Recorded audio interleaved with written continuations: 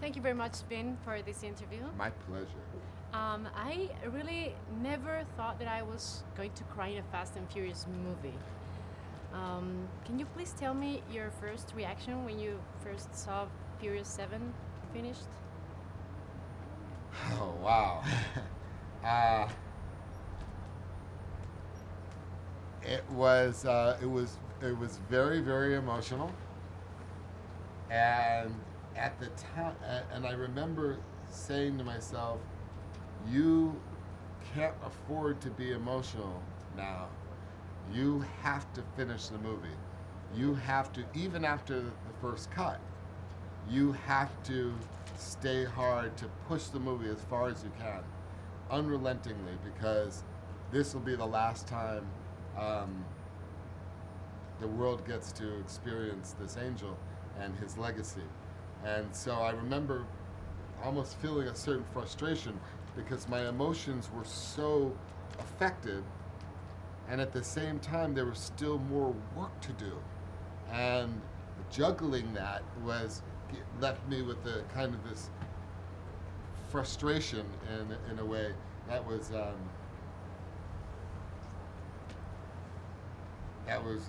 very, very powerful.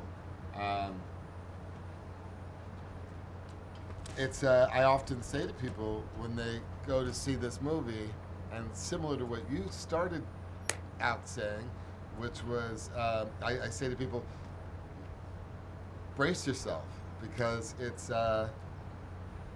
succeeds in doing what we always promise about one-upping the last one, but there's a heart to this and there's a soul to this that will affect you more than you were expecting to be affected.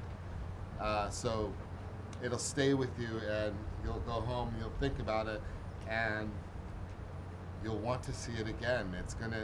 I feel like this is the type of movie that people are going to be seeing all summer long, because the experience that they have is so rich, and the emotion of the movie is so rich and cathartic, and hopefully we leave Pablo with a legacy that breaks history. And Furious 7 raised the bar in terms of action. And what's next? I mean, after seeing these cars flying from an airplane, come on. That's always the question. It's with great success comes great responsibility, and the responsibility is usually how do you one up something that when you're able to do it somehow, and 5's better than 4, 6 continues from 5, and 7 reaches even further than 6. It's always the challenge. It's always what you're thinking about with great success. It's how do you do better? And before Fast and Furious 6 was entirely finished, the 7 was announced. Yeah. And why to give a chance to James Wan, who is a director who has a career more in horror films, Sure. to bring it to an action movie? Sure. Well, when we announced the studio wanted to announce Fast 7 for July 11th, 2014. And that meant that Justin Lin wasn't going to be able to do it because he wasn't done with post.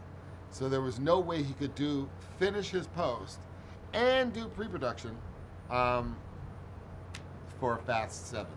So when I announced it, we had no director and we had no script. I had loosely planned out a trilogy that would span over 7, 8, and 9. And obviously after the tragedy, that changed. But with James Wan, he was so successful in the horror film world, and we were playing with themes like memory and flashbacks, and we wanted to have somebody that could bring this kind of unique artistic expression to that. And thank God we got James Wan, because not only did he succeed in that, but he also was fresh enough in our saga that he was able to continue shooting after the tragedy, more so than somebody that would have been there since day one. So it actually miraculously was better that he was new to the franchise, because he was able to follow the mandate of completing the movie without being emotionally crumbled. Okay, well, thank you very much, Vin. It's My a pleasure pleasure. to talk to you. Always a pleasure. Congrats on this film and congrats on